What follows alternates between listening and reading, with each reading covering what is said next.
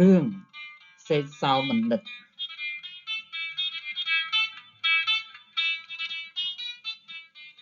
មនុស្សអកតញ្ញូអន់ជាងសត្វដេរឆានក្នុងការដែលកន្លងទៅហើយមានសេកសោមួយព្រួយចិត្តអន្ទះសាព្រោះស្រេកទឹកត្បិតក្នុងសម័យនោះគ្មានភ្លៀងសោះរាំងអស់ពី3ឆ្នាំហើយ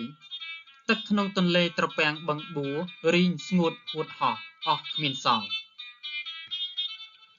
ថ្ងៃមួយសេកសោមហើរចូលទៅក្នុងព្រៃធំបានធំក្លិនទឹកក៏ខំរកមើលឃើញអណ្ដូងមានជម្រៅប្រហែលជា60ហត្ថទើបហើរចុះទៅក្នុងអណ្ដូងនោះបានឃើញទឹកហើយក៏មានចិត្តត្រេកអររីករាយក្រៃពេកខំផឹកផងមុជផងដរាបដល់ឆ្អែតស្កប់ស្កល់ធាតុទឹកជ្រួតជ្រាបត្រជាក់សពសកលបណ្ដាលឲ្យកើតសេចក្តីអន្តរាយហើរឡើងមកវិញពុំរួចឡើយ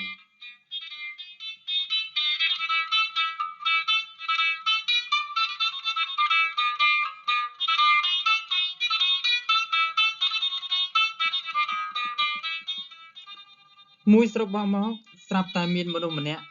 និងករីកមួយកំពុងតែដើរស្វែងរកទឹកផឹកហើយក៏ធ្លាក់ចុះទៅក្នុងអណ្ដូងនោះដែរ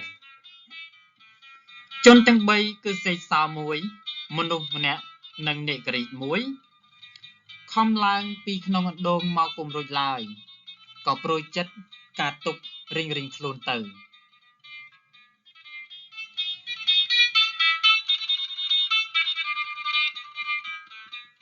ក្នុងការនោះជួនជាមានបុរសម្នាក់នៅក្នុងក្រុងពារាណសីដើរទៅដងទឹកហើយក៏បានឃើញជនទាំង3នៅក្នុងអណ្ដូងក៏មានចិត្តមេត្តាករុណាជួយសង្គ្រោះជីវិតរួចក៏យកវល្លិចងជាសង្រែកយោងជនទាំង3នោះចេញពីអណ្ដូងទឹកមកជនទាំង3មានសេចក្តីត្រេកអរណាស់ក៏ប្រខ្លួនដល់បុរសនោះហើយប្រាប់ដល់ទីកន្លែងរៀងខ្លួនបដិញ្ញាថាបើមានការយ៉ាងណាឲ្យប្រាប់មកនឹងសងគុណតបវិញ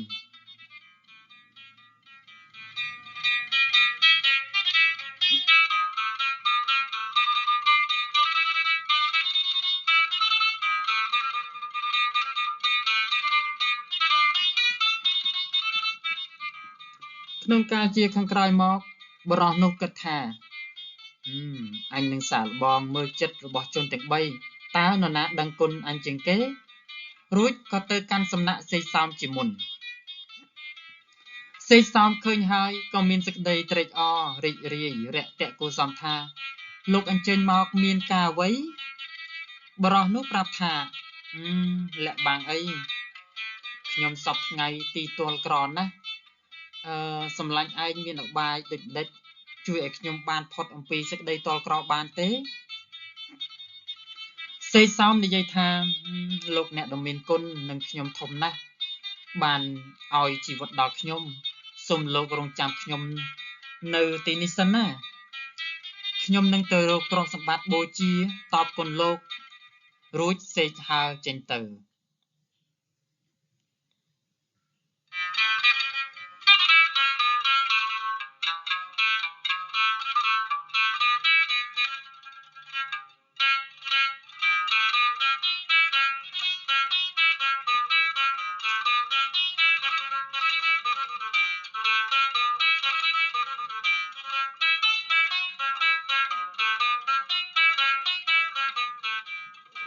សម័យនោះព្រះរាជាក្នុងក្រុងពារាណសីស្ដេចយាងទៅក្រសាលក្នុងព្រៃឧទ្យានដល់ពេលថ្ងៃក្តៅក៏ដោះគ្រឿងអលង្ការទុកក្បែរមាត់ស្រះបោកខរណីរួចក៏ចោះស្រង់ទឹកសេកសោមហើរទៅដល់ទីនោះក៏ឃើញពន្លឺនៃរស្មីគ្រឿងអលង្ការក៏ទៅទុំលើមែកឈើ សម្លឹងមើលទៅឃើញកែវមុខក្តារមួយធំល្មមអាចពំរួចក៏លួចពំឲ្យបរោះដែលមានឧបការៈគុណលើខ្លួនហើយប្រាប់បរោះនោះថាកែវនេះវិសេសណាស់គ្មាននរណាមានទេមានតែស្ដេចជាម្ចាស់ផែនដីសូមលោកលាក់ទុកសិនកុំអាលលក់ដូរណាបរោះនោះគិតថាអញមិនដឹងជាយកទៅលាក់ក្នុងទីណាឲ្យកំបាំងឬក៏យកកែវនេះទៅផ្ញើជត់ម្នាក់ដែលបានជួយសង្គ្រោះស្រង់ពីទឹកអណ្ដូងជាមួយនឹងសេកទៅដល់ប្រគល់កែវនោះឲ្យហើយប្រាប់ថាសម្លាញ់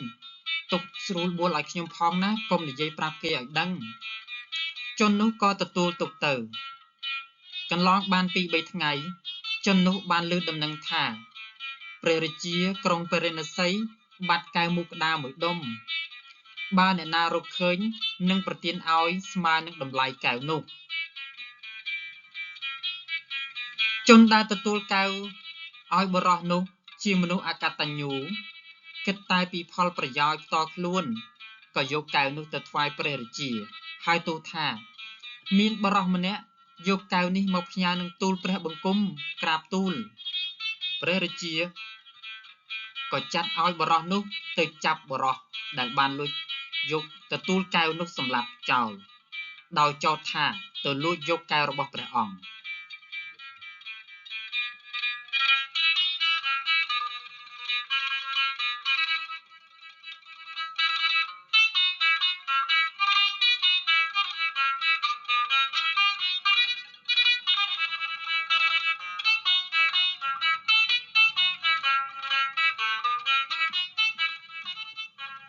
រាជបរោះក៏ចាប់បរោះនោះចងបណ្ដាលចេញពីនគរទៅកាន់ទីវាលសម្លាប់ទៅដល់ក្បែរដំបូកបរោះនោះក៏នឹកដល់សត្វនិករាជទើបស្រែកហៅថាមនាលសម្លាញ់មកជួយខ្ញុំផងនិករាជឮដូច្នោះក៏ស្ទុះចេញមកពីរូងហើយដោយស្គាល់ច្បាស់ជាសម្លេងបរោះដែលមានគុណលើខ្លួនបានឃើញគេចាប់ចងយកទៅសម្លាប់ដូច្នោះមានចិត្តអាណិតក្រៃពេកក៏និមិត្តខ្លួនជារាជបរោះមួយរំពេចដោយឥតនរណាបានដឹងឡើយ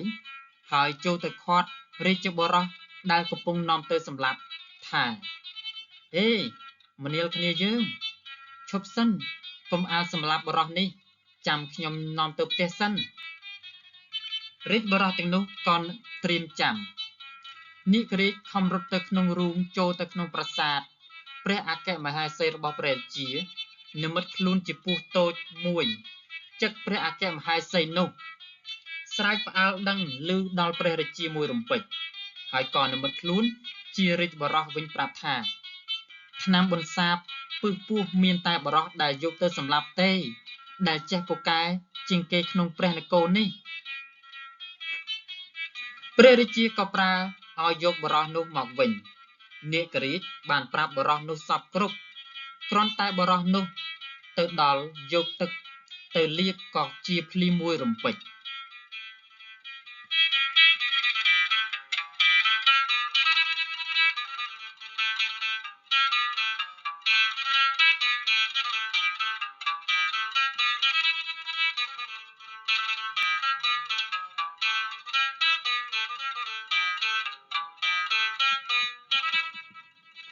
ព្រះរាជាទ្រង់មានព្រះហឫទ័យសោមនស្សរីករាយក្រៃលែងក៏បានលែងសម្លាប់ហើយបានព្រះរាជទានរង្វាន់ជាច្រើនដល់បរោះនោះក្រាបបង្គំទូលអំពីដំណើរដែលខ្លួនបានកែវនិងដំណើររឿងជនទាំង3នាក់គឺសេកសោមួយមនុស្សម្នាក់ដែលខ្លួនបានផ្ញើកែវ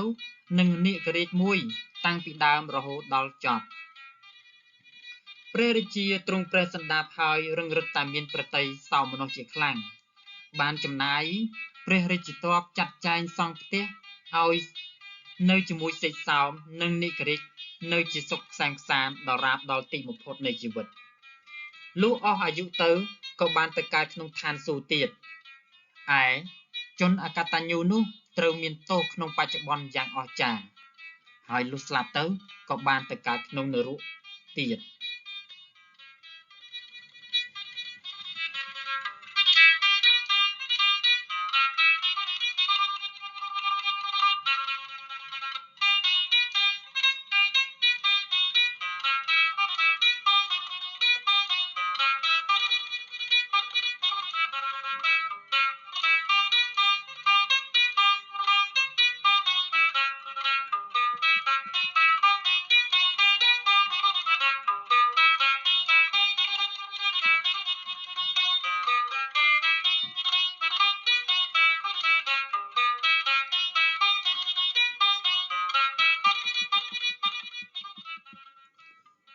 ចឹងរឿងសេចសោមបណ្ឌិតបានចប់ប៉ុណ្ណេះឯងហើយយ៉ាងណាដែរក្រោយពីបានស្ដាប់រឿងនេះហើយតើមានព្រឹត្តិការណ៍មានរឿងរ៉ាវខ្លះកើតឡើងអញ្ចឹងសូមគិតពិចារណាទៅហើយនឹងរឿងនេះបានផ្ដល់តម្លៃអប់រំច្រើនតម្លៃគតិអប់រំនៅក្នុងជីវិតរបស់យើងមនុស្សសាមញ្ញទូទៅបាទអញ្ចឹងសូមឆ្លេះតែប៉ុណ្ណេះសូមអរគុណសូមជម្រាបលា